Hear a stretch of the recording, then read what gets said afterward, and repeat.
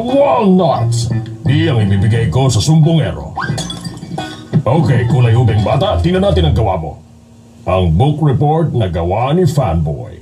Maganda ang nabasa kong libro. Nagustuhan ko ito. Ang pinakamagandang parte nito, Tarzan Marka. Oh, may nakalimutan siyang apostrophe doon. Captain Easy Boat Fly Fair. Ayun siya. Mukha ba nabasa niya na yon? Hindi ko alam. Medyo namumula ang mata niya. Baka hindi nakatulog kagabi. At pwedeng ibig sabihin din na may lumalabas na mga langaw sa bibig niya. Walang tatakbo sa pasilyo! Nakita niyo ba yun? Nagawa niya paikutin yung ulo niya ng ganon. Tingnan mo, nasa kanya yung book report mo. Subukan natin kunin. Kumusta, Mr. Mufflin? Ano nangyayari? Kasi po, nagkakamali ako. Nakalimutan ko yata ang ilista yung sources ko. Pwede ko makita ang book report?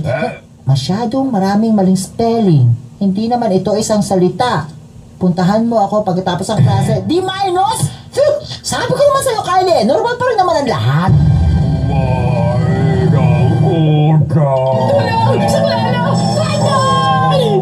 Fanboy?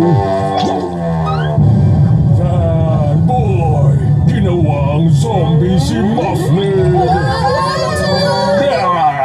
Salamat sa'yo, Master Fanboy! Narinig niyo ba yun? Hindi na ako tinawag na kulay ubing bata. O makulit. O kaya loko-loko. O ingot. O hangad. O mahina ang ulo.